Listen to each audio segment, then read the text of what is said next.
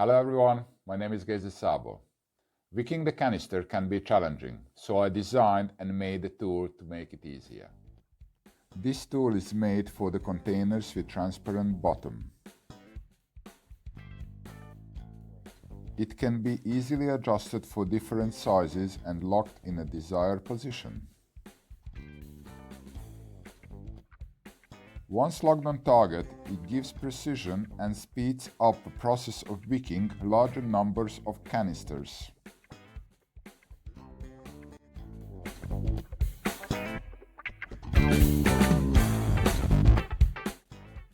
And this is how it's made.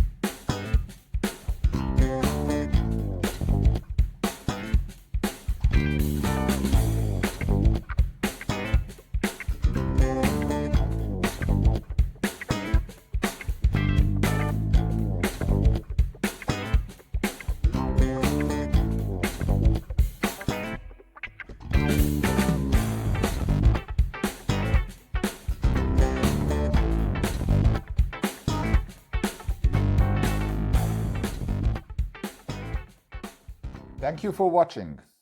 Stay safe, take care.